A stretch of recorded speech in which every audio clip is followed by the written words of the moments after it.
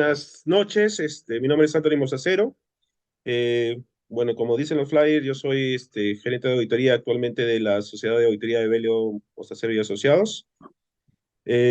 Bueno, voy a presentar al expositor, que es el señor Belio Mostacero Cusco.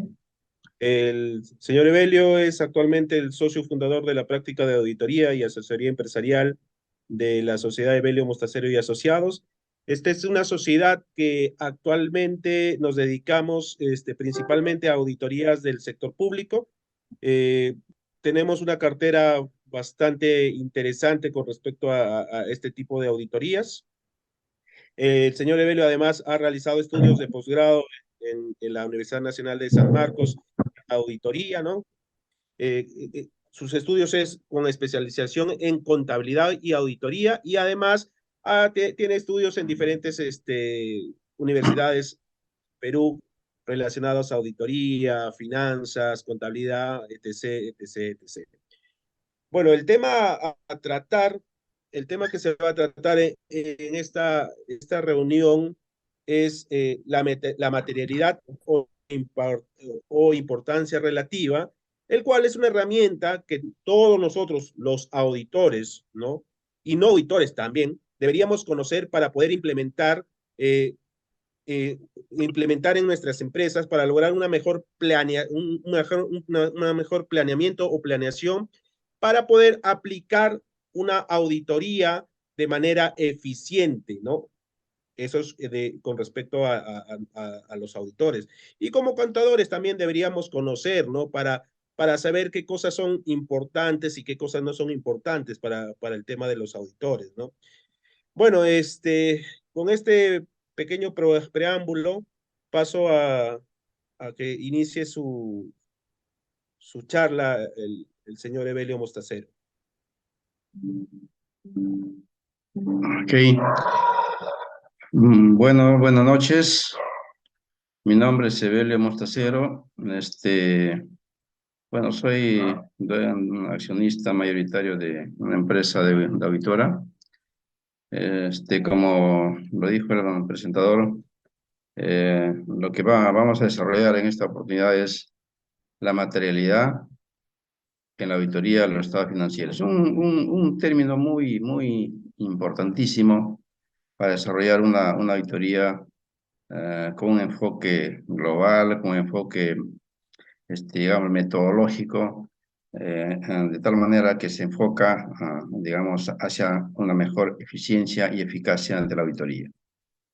Entonces, permítame presentar rápidamente.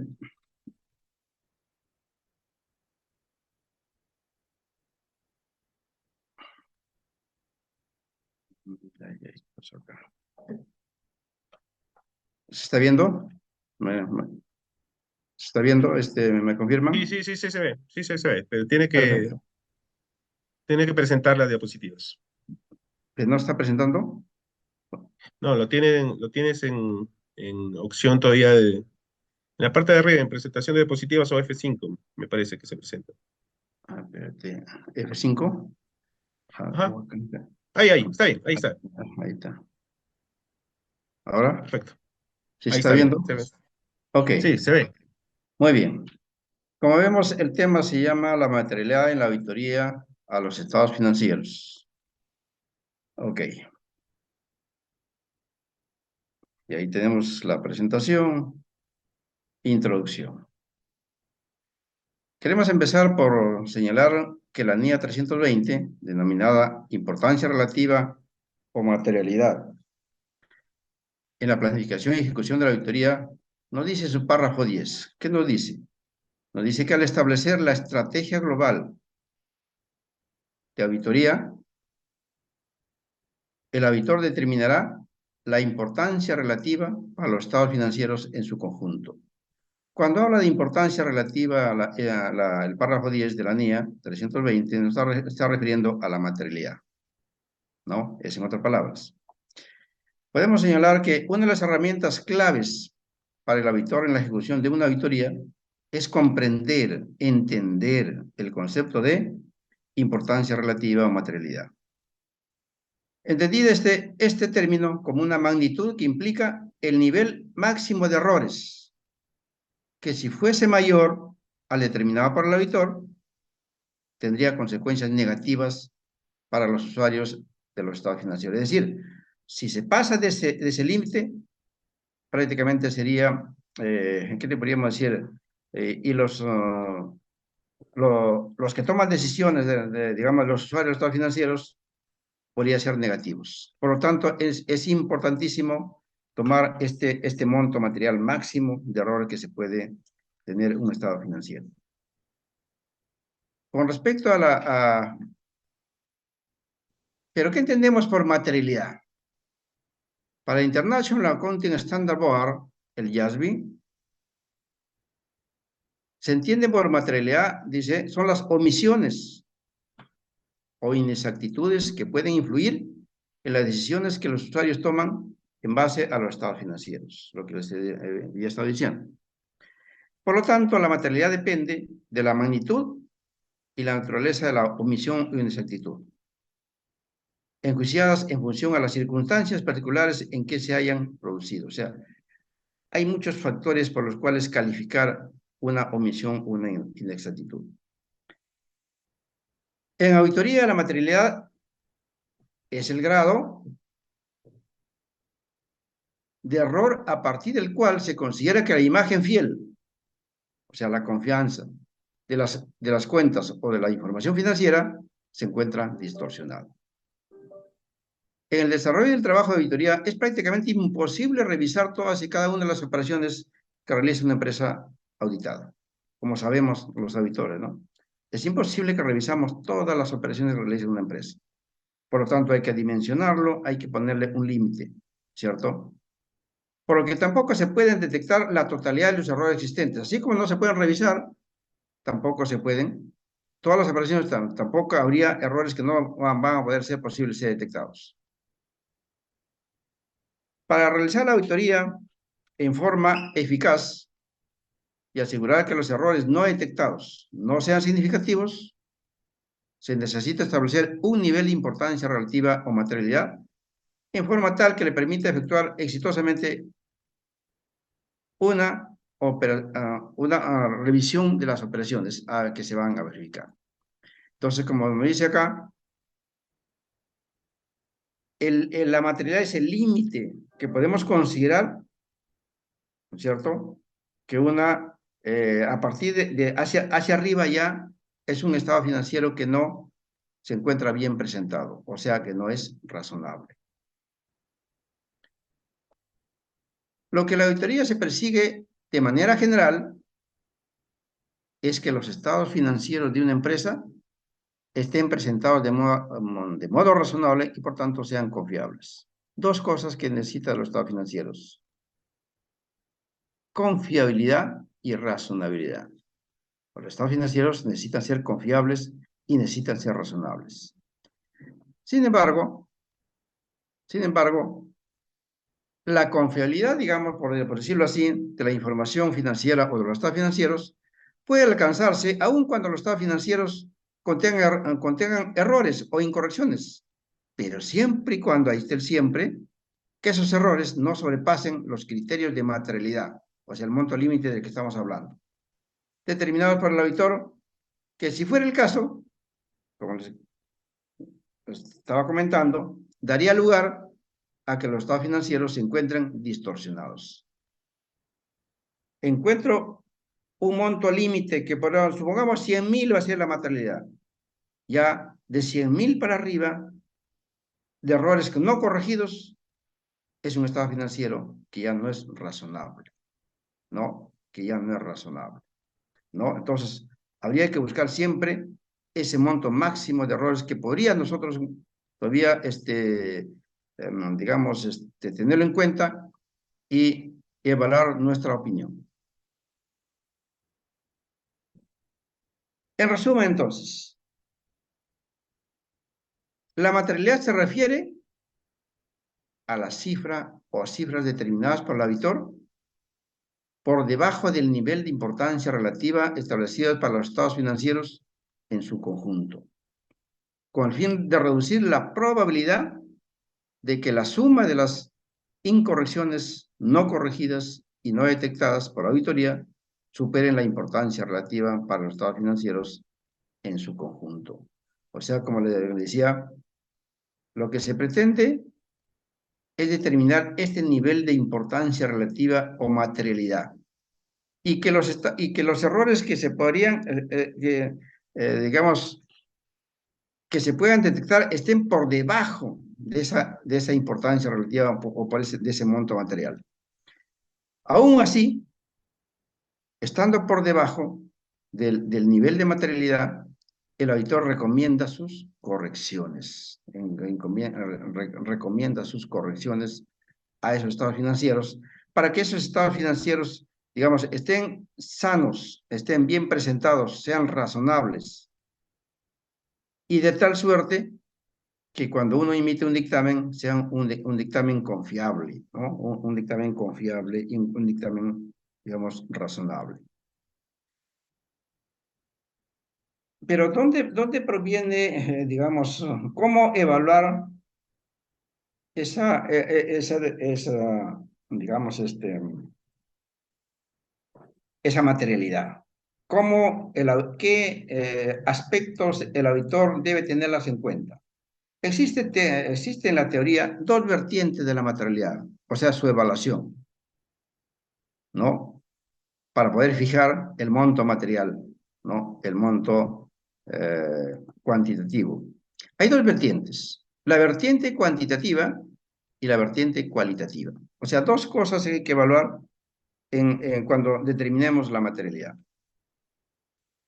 La vertiente cuantitativa, ¿qué nos dice la vertiente cuantitativa? Nos dice que una incorrección o error se denomina cuantitativa cuando únicamente se tiene en cuenta su importe u ocurrencia.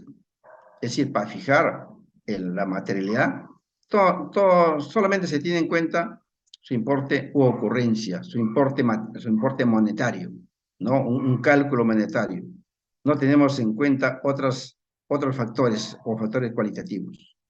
Es decir, para efecto de la emisión del informe de auditoría, se toma en consideración únicamente su importe monetario, sin tener en cuenta otros factores como las condiciones del entorno, o sea, qué pasa en el entorno de la empresa, en el mercado, ¿no es cierto?, donde desarrolla sus operaciones, en fin, otros factores. O la situación en que se encuentra la empresa. O sea, no tenemos en cuenta, solamente calculamos su importe monetario en base a una medición, ¿no?, que después lo vamos a ver, entonces, y fijamos el monto de la materialidad. En tal caso, bajo esta vertiente, en diversas fases de la auditoría, el auditor tiene que determinar una cifra máxima de errores, lo que le estaba diciendo hace rato, ¿no? Lo que se fija en este caso es una cifra máxima de errores que puede tener la información financiera para que ésta sea considerable aceptable. O sea, nos fijamos qué monto máximo de errores podemos aceptar, ¿no? Para que esa sea, digamos, una cifra aceptable de errores. Este límite es lo que se denomina índice de importancia relativa o de materialidad. Entonces, ese es los aspectos digamos, de la vertiente cuantitativa. Ahora, en la vertiente cualitativa se toma ya en cuenta otros factores. Una incorrección será determinada cualitativa cuando por su puesta en consideración en el informe de auditoría no se tiene en cuenta su importe o ocurrencia. O sea, se tiene en cuenta en este caso otros factores al margen de lo cuantitativo, ¿cierto? Esto ocurre, por ejemplo, en la auditoría del sector público, de manera especial en la auditoría de cumplimiento, en ese tipo de auditoría, en la auditoría de cumplimiento, en que las normas de auditoría permiten el empleo de factores cualitativos. Eso ya nos dice las normas digamos, de la auditoría de cumplimiento, ¿no? Permiten el empleo de factores cualitativos para determinar la materialidad. Esto por el mismo hecho que una entidad pública no persigue lucro, como sabemos, ¿no? Sino al servicio de digamos, es el bien de una comunidad, ¿no? En consecuencia, en la auditoría de los estados financieros de entidades públicas, no es posible tomar como base de medición para calcular la materialidad, mediciones que son propias de una empresa privada, ¿cierto? Como por ejemplo, el total de ingresos es una base de medición digamos, para determinar la materialidad, ¿no? O también la utilidad antes de impuestos. Esto debido a que en el sector público existe la obligación de rendir cuentas a ciertos requerimientos legales y normativos, así como la sensibilidad de los programas, actividades y funciones gubernamentales. Entonces, en esta vertiente cualitativa se toma otros factores, digamos, esos factores denominados factores cualitativos, ¿no? ¿Por qué? Porque en el sector público, por ejemplo, se auditan programas, por ejemplo, programas sociales, y no en ese sentido y indudablemente que hay presupuesto que se asigna a ciertos programas sociales, y no es tanto el importe material cuantitativo, sino de repente cómo ha llegado ese programa, de qué nivel de pobreza, por ejemplo, ha llegado a disminuir la pobreza o no usando ese programa, ¿no es cierto? Entonces, se tienen en cuenta a los ciertos factores cualitativos, mayormente en el sector público. Tenemos ahí, por ejemplo, las dos vertientes. La vertiente cuantitativa se basa en juicios cuantitativos de materialidad, lo que vamos a explicar, ¿no es cierto?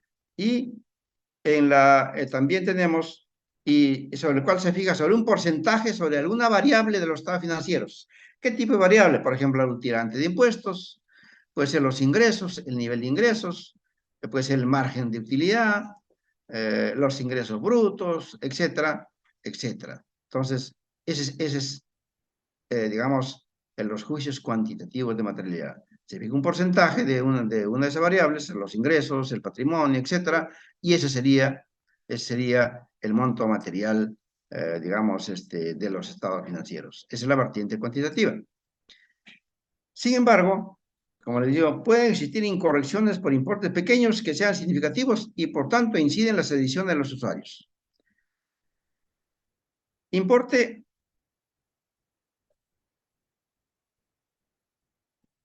por debajo del umbral cuantitativo de materialidad. Por ejemplo, hechos inusuales, acciones ilegales, malintencionadas, incumplimiento de normativas, manipulación de información, omisiones, etc. Ahora, ¿cómo calculamos la materialidad? Ya hemos desarrollado gran parte de lo que es el marco teórico para comprender el concepto de materialidad o de importancia relativa, que debemos comprender los auditores. Pero ¿cómo se calcula? ¿No? ¿Cómo se calcula? En la práctica se calcula tres conceptos fundamentales. La materialidad planificada llamada también global, ¿cierto? Llamada materialidad planificada o global, es la materialidad que afecta a los estados financieros en su conjunto. Y se calcula, como hemos dicho, en base a un porcentaje de ciertas bases de medición empleadas por el auditor. Y que lo señalan también las NIAs. Las NIAs también indican cuáles son esas bases de medición. La NIA nos habla de varias bases, ¿cierto? Pero el auditor tiene que elegir la que más, digamos, corresponde a la empresa según varios factores, ¿cierto? Para calcular esa materialidad global o también llamada materialidad planificada o materialidad de la planificación, que digamos que va a ser el monto global que va a afectar el estado financiero y que ese monto global va a ser el que va a tener en cuenta siempre el auditor y lo va a tener como límite de materialidad. Como límite lo va a tener en todo momento presente esa materialidad. Vamos encontrando errores. Encontramos en una cuenta, vamos sumando, a ver, ya se acerca la materialidad y nos preocupa cuando ya está cerca de la materialidad, ¿no? Y sobrepasa peor, ¿cierto? Sobrepasa el monto material ya prácticamente, digamos, nos preocupa bastante y puede decir que el estado financiero ya no es razonable. El segundo concepto de materialidad se denomina el error tolerable. El error tolerable. También le dicen la materialidad del desempeño o también se llama la materialidad de ejecución. ¿Y qué es qué es el error tolerable? Es la estimación del monto máximo de error que el equipo de auditoría puede aceptar en una cuenta, se vaya a las cuentas o en un grupo de cuentas relacionadas. El error tolerable es un monto menor a la materialidad de la planeación, indudablemente. Se conoce también como materialidad de desempeño o de ejecución. Y el otro concepto es el error mínimo, como le dicen, el error mínimo, para diferencia de auditoría, en término inglés, el SAT, y el RDA es,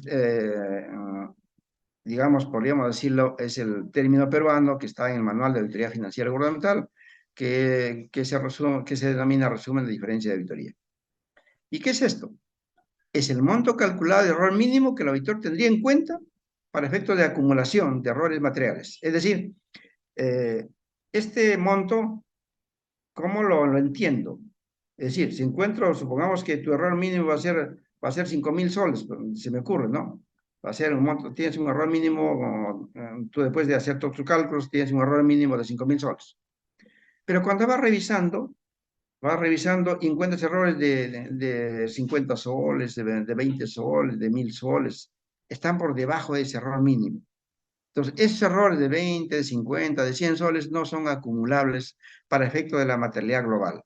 O sea, no lo acumulas o no lo sumas, ¿no? ¿Qué vas a acumular? Si el error mínimo calculado es de 5.000 soles, entonces, por lo tanto, errores que te encuentras de 5.000 soles hacia arriba, esos sí son errores acumulables, ¿no? Esos sí son errores acumulables que los va a tener en cuenta para efecto de sumar, de la sumatoria de todos los errores que contengan los estados financieros. Ya tenemos los tres conceptos fundamentales: la materialidad planificada o global, el error tolerable y el error mínimo para diferencias de auditoría. Diremos acá que antes que, digamos, fijar un monto, antes que el monto fijado, ya sea matemáticamente o de alguna otra manera, más importante para nosotros como auditores es tu juicio profesional. Es tu juicio profesional el que te va a dar los mayores elementos, ¿no?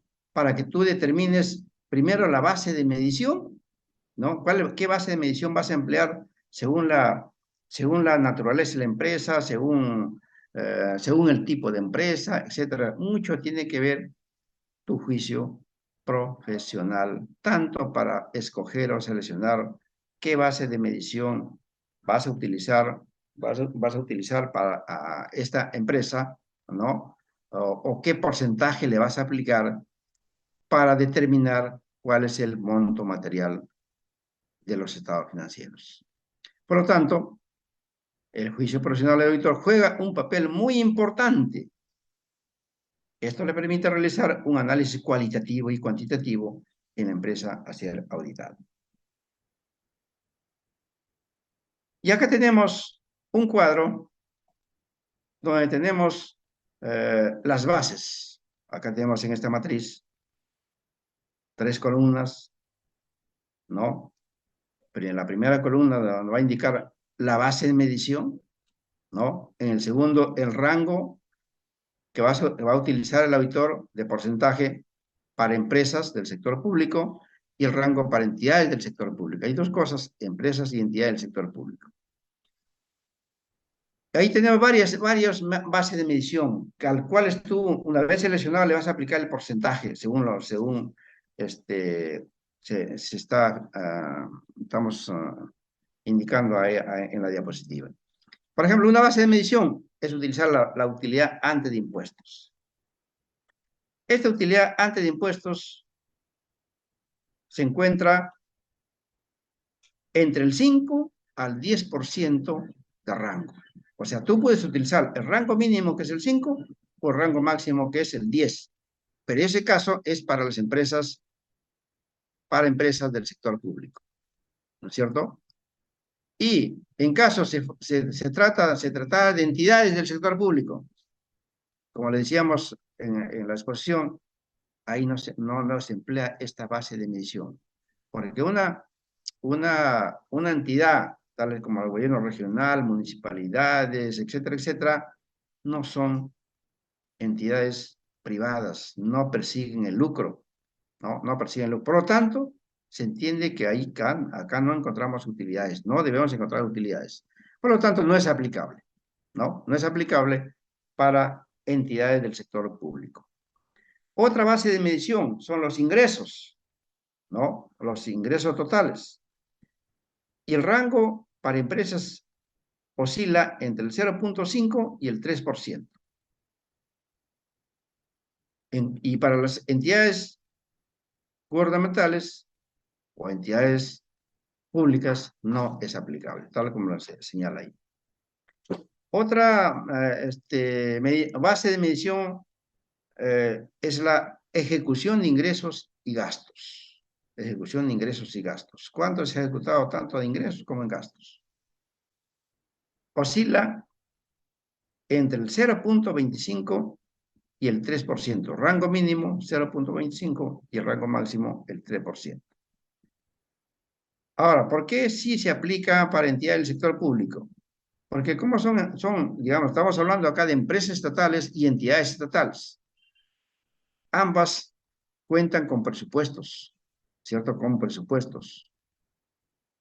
Entonces, y ahí esos presupuestos reciben y se ejecutan los ingresos y los gastos. Entonces, eso sí es aplicable para entidades del sector público que se fijen esta medición que es en función a los ingresos y a los gastos ejecutados. La otra base de medición es el margen bruto. El margen bruto para el rango para empresas oscila entre 1 y el 2%. Pero sí, para empresas. Y para entidades del sector público no es aplicable el margen bruto, ¿no?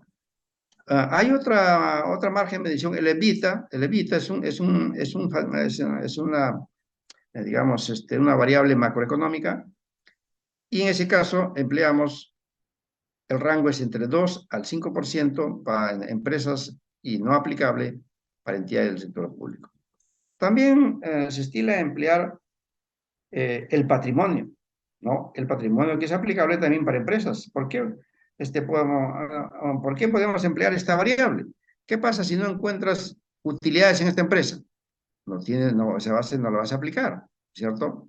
O de repente los ingresos son muy bajos, ¿no? Son muy bajos. Y así otras evaluaciones que podría ver el auditor. Entonces, te queda una alternativa que puede ser el patrimonio. El patrimonio oscila entre el 1 al 5%.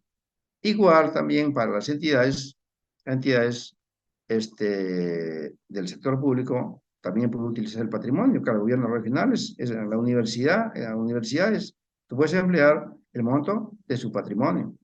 Y ahora el rango está entre el 1 al 5%. Entonces, y el total de activos. El total de activos también está entre el 0,05, el 3% en empresas del sector público y para entidades del sector público también figura, está entre el 0,25, en este caso el 0,25 al 3%. Ahora, como les repetía, ¿por qué podemos, de repente, el que está entre el 5 al 10%, ¿por qué puede emplear el 5 y en qué circunstancias emplea el 10? Hay varios factores que el auditor tiene que evaluar. Por ejemplo, uno de ellos para el caso que emplee el 5% de la utilidad de impuestos, sería porque es una empresa que recién va a ser mi cliente, o recién lo voy a conocer por primera vez. Y entonces yo necesito revisar más, ¿no? Mientras más bajo sea el monto digamos, determinado, la revisión va a ser más alta, va a ser la revisión, o va a ser más revisiones, porque la muestra va a ser más pequeñas. Por lo tanto, y necesito en este caso conocer esa empresa en el primer año. Tengo que hacer una buena revisión y preferiría revisar, valga las consideraciones, de repente el monto el rango más bajo de porcentaje, ¿no?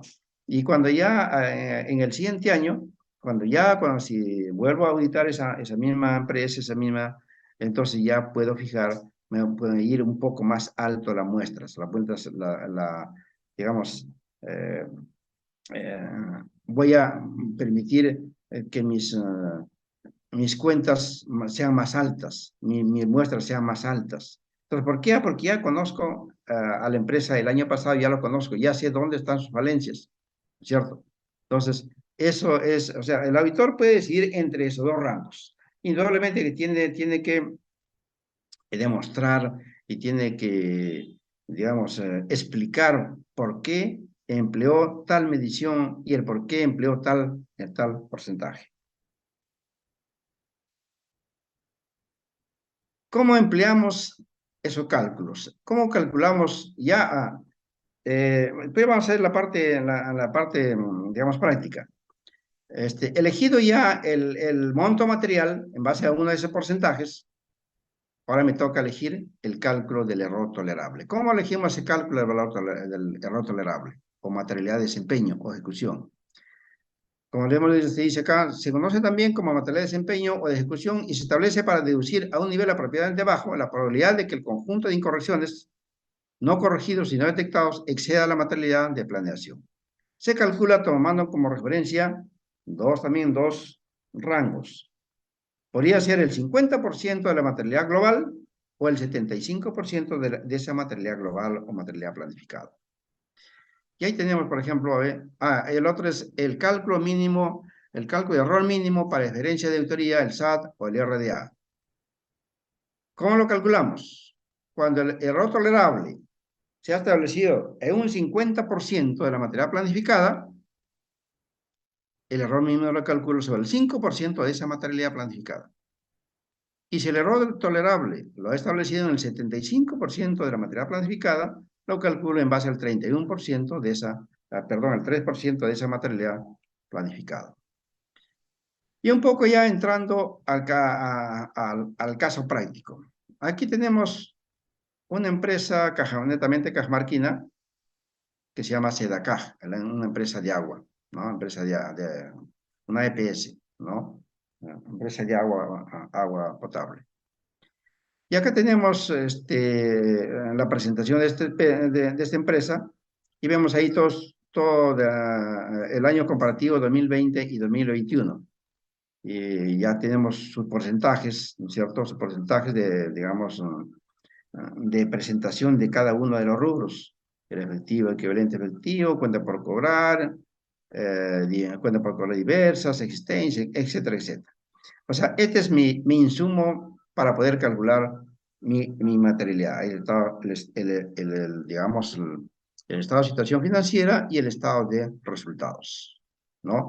Y como vemos acá, el año 2021, mire, el año 2020, esta empresa tiene una pérdida de 2.578.686. Y en el año 2020, el año 2021 tiene 1.174.215. Entonces viene arrojando pérdidas. Entonces acá no va por deducción. No podía aplicar el porcentaje o la medición de utilidad de impuestos porque no tiene utilidades. ¿No es cierto? Muy bien. A ver, perdón. Allá. Voy a presentarles el cálculo voy a presentarlo de mis propios, acá. ¿Cómo lo minimizo? Perdón. Un ratito, por favor.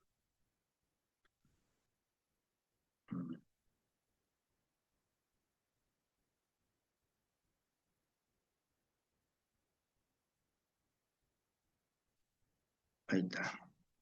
Determinación de la materialidad. Ese de acá.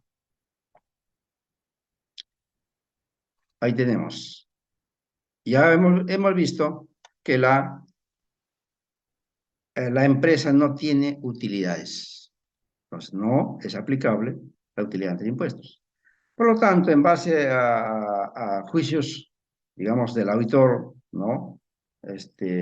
Tanto cualitativos Indudablemente ha tenido que tener una serie de juicios, ¿no? Ha tenido que analizar. Entonces decidido escoger los activos. Y los activos de SEDACA al 31 de diciembre del 2021 es 224.070. Ahora, cuando está en función de estos juicios, está entre el 1 al 5%, si no me equivoco. Entonces, yo puedo escoger en ese rango, ¿no? Bueno, y he decidido escoger el 1.50% de total activos. Y mire, el importe material es de 3.361, es bajísimo. O sea, no queda otra. Y cuando el monto material es bajo, significa una revisión más exhaustiva de los estados financieros. Y de repente digamos, es beneficioso que se revise más detenidamente a cada una de las cuentas de los estados financieros. Muy bien, entonces, el importe material en este caso es de 3.361, 3.361, ¿no? Es importe. Ahora, el error tolerable, como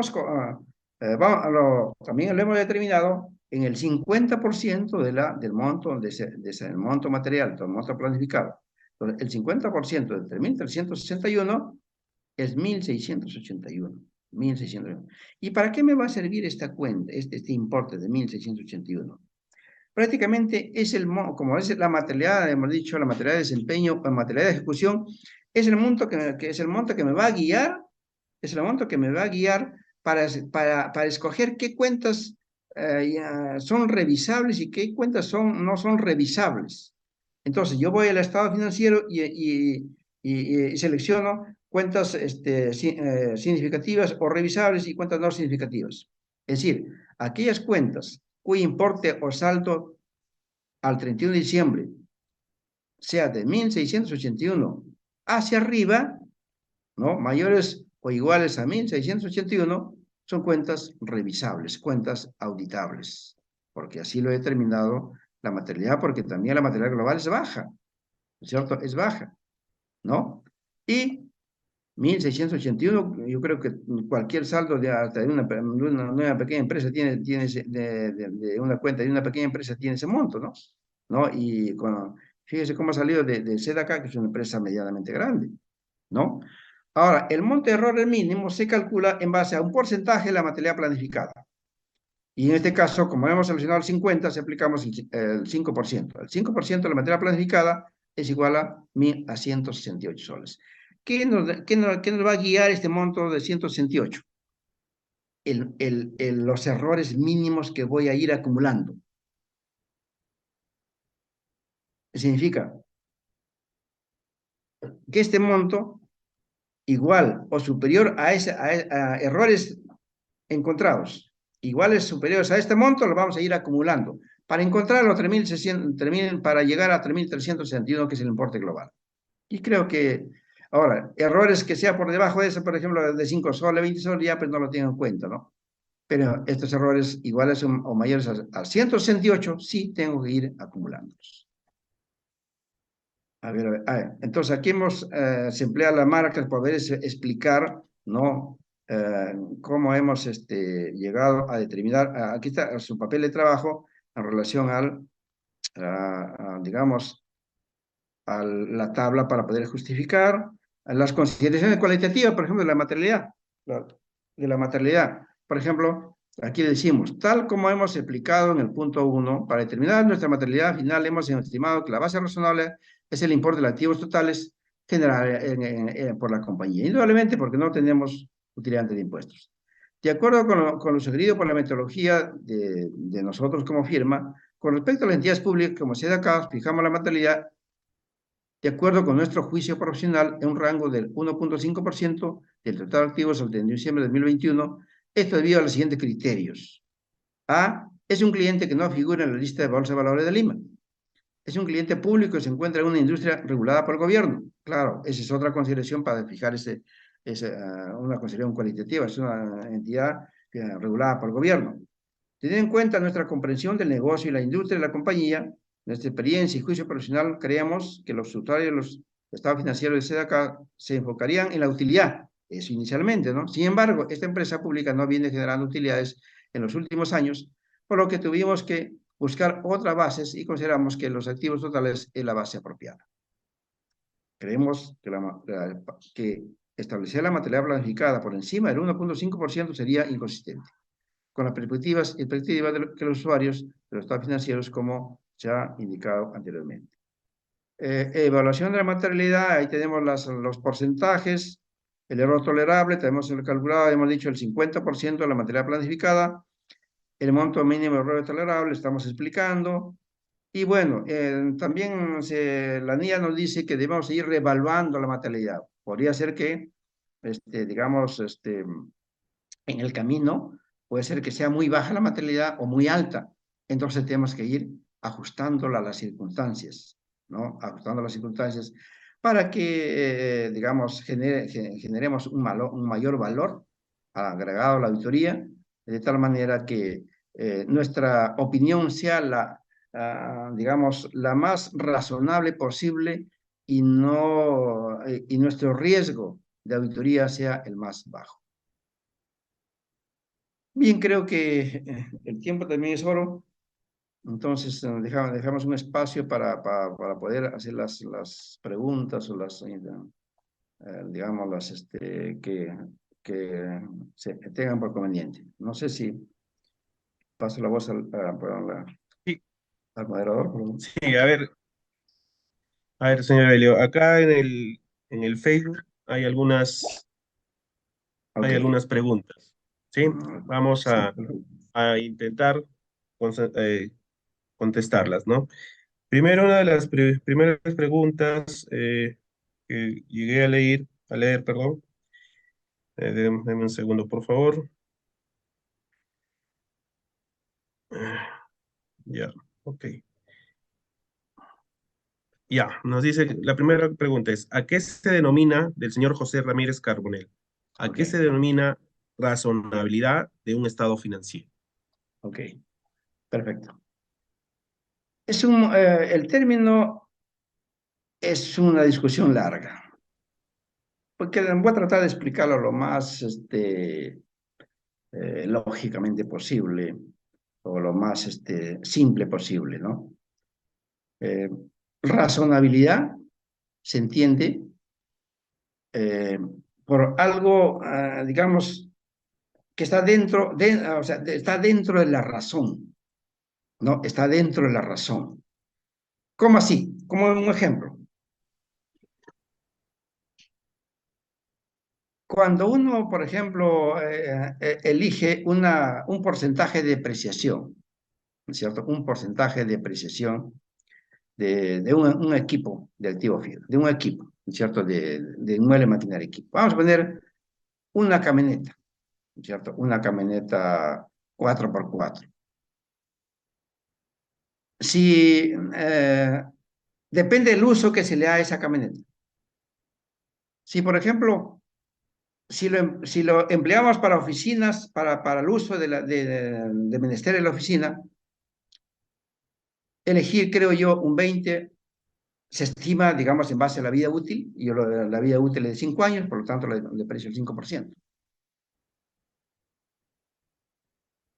¿No sería razonable, por ejemplo, que a esa camioneta yo le ponga un porcentaje del 1%, un porcentaje anual del 1% de depreciación? Porque no es lógico, no está dentro de los parámetros. Una camioneta no te va a durar 100 años, ¿no es cierto? Igual, por ejemplo, si esa camioneta lo alquilo a una empresa minera y el uso es fuerte, ¿no es cierto? Entonces, mi sentido común, mi evaluación me dice que yo puedo ese máximo va a durar 3 años y por lo tanto lo deprecio al 33.33%, ¿no? Y si yo encuentro que yo como auditor, encuentro que esa camioneta que se está alquilando es para la mina, donde el uso es fuerte, y lo encuentro que lo están depreciando a tasas tributarias, 20%, le están haciéndole mal, no es razonable. No, no es razonable. Entonces lo que uno encuentra en el estado financiero es que las cifras sean razonables y esa razonabilidad nos los da el sentido común según el uso del bien que le estamos dando, ¿no es cierto? Entonces, y según la estimación que sea razonable, todas las estimaciones deben ser razonables, porque el estado financiero está lleno de estimaciones, no hay exactitudes. Como sabemos, dicen ciertos autores, por ejemplo, los estados financieros tienen el 95% de estimaciones y quizá un 5% de exactitudes, quizá acá, ¿no? No sé si le satisfecho la Vamos con la respuesta. siguiente pregunta. Vamos con la siguiente pregunta, señor Evelio. Acá hay una pregunta que me pareció interesante. Nos dice, cuando nos referimos al término importancia relativa, Ok, ¿no? Importancia relativa a lo que nos dice la NIA, a qué se refiere relativa, ¿no? Por qué dice relativa? ok, Esa es la pregunta. perfecto. ¿Por qué relativo? Porque esa relatividad depende de la empresa, del tamaño de la empresa, del tamaño digamos, eh, ¿qué le podría decir? Vamos a suponer un ejemplo. Eh, Evelio Morsacero tiene una empresa ferretera pequeñita, ¿no? Y se me perdió 100 soles y me robaron 100 soles. Para mí es material, porque con esos 100 soles yo tengo un perjuicio, porque mi empresa es pequeñita. Pero vayamos a otra empresa, Metro, o perdón, el maestro. Esos 100 soles no significan nada. Entonces, o eso es relativo, por lo que el monto, lo material para uno es poco, para otro es mucho, ¿cierto? Para maestro, 100 soles no vale para nada, ¿no? Pero para mí sí. Eso perjudica mi estado, mis intereses y mi estado financiero. Por eso es relativo. Lo que para unos es importante y para otros eso no es importante. Siendo la misma, siendo, digamos, desempeñando el mismo giro del negocio, ¿no? Por eso es relativo. No sé si me diga a comprender. Bueno, sigamos con la siguiente consulta. A ver, nos dice, esta es una consulta rápida, ¿qué significa SAT y qué significa RDA? ¿No? El SAT ya lo había explicado de que es el término de inglés, ¿no?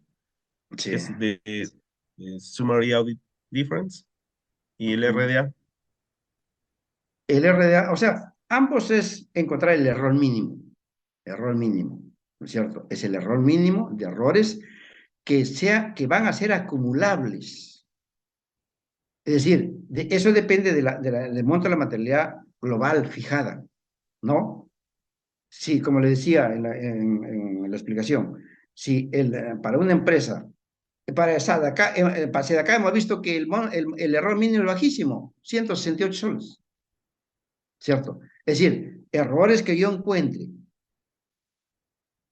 que sean iguales, 168 hacia arriba, tengo que ir acumulándolos, tengo que ir acumulándolos. Pero si son errores de 10 soles, de 15 soles, no son acumulables. Es decir, no los tengo en cuenta, ¿no es cierto? Entonces, es el error mínimo, o el SAT, o el RDA, que dice, el resumen de diferencia de auditoría, lo dice el manual de auditoría financiera gubernamental, ¿no? No sé si Bueno, está claro. sigamos con dos preguntas más para no extender mucho también para no extender este, la sesión. Ya, ok. Dice, acá vamos a tomar una al azar. Eh, ¿Cómo se mide la responsabilidad del auditor? Indica. La responsabilidad del auditor. Eso Sí, es.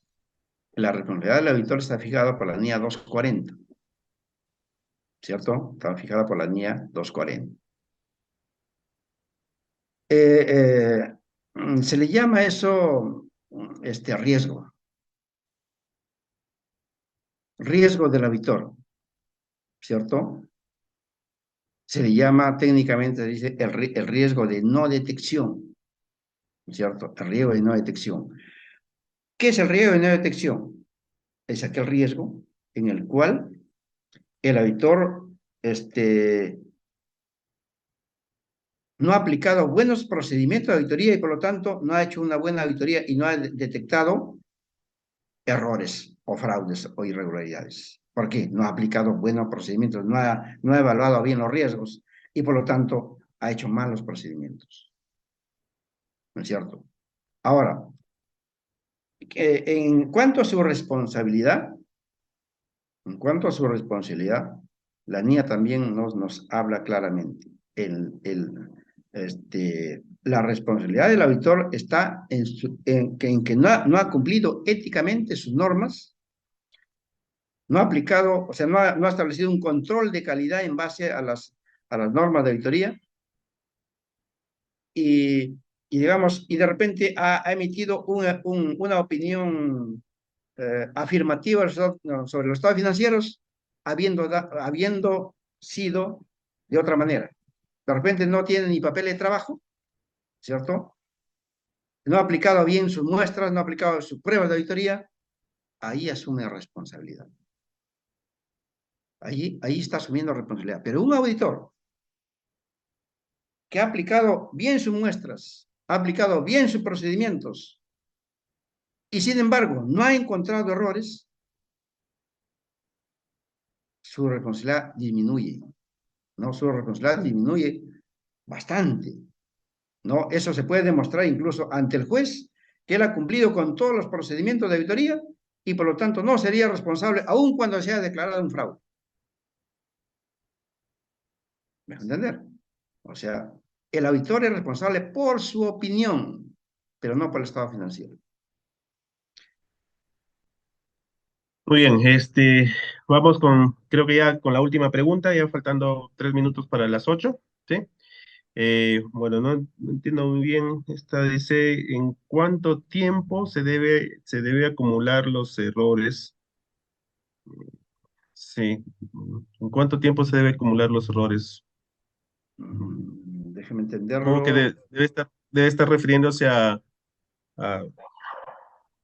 cómo se acumulan los errores, ¿no? Porque en el tema del SAT no es medible en tiempo, ¿no? O sea, de repente se refiere a lo largo de la auditoría, no lo sé. No sé si tiene algún comentario. De repente se está refiriendo al colega en qué tiempo, pues el tiempo que hacemos la auditoría, pues del periodo auditable, ¿no? De repente, si estamos haciendo la auditoría de 2022, ¿desde cuándo va? ¿Qué tiempo? Desde el 1 de enero hasta el 31 de diciembre, ¿no? Posiblemente a eso se refiere, ¿no? ¿No? Si va encontrando errores en todo ese periodo, pues eso se va acumulando, ¿no? Eso se va acumulando en el periodo. No sé si... Sí, sí, bueno, la última pregunta, ¿se usan muestras estadísticas para en la auditoría? Bueno. La verdad, la práctica no dice o sea, si bien es cierto que, bueno, la teoría nos indica eso, pero muchas veces los auditores somos más prácticos, ¿no? Y de alguna manera, si tenemos oportunidad de aplicar esas muestras estadísticas, sí también se puede emplear. Pero también depende de las consideraciones, de los parámetros, de las variables que vamos a evaluar. No se puede aplicar las pruebas estadísticas para todas las variables, todas las cuentas. Muy bien, creo que con esto llegamos al fin, ¿no? Este, Agradecerle a todos los participantes. Bueno, sus palabras de despedida, profesor. Colegas, bueno, ha sido una oportunidad de alguna manera ir dialogando sobre la profesión que es muy, muy, muy, muy, muy amplia y muy enriquecedora y les invitaría que sigan esta línea que es muy, muy, muy importante dentro de la carrera. Muchas gracias. Gracias a usted, profesor. Estamos en contacto. Muchísimas gracias a todos. Hasta luego.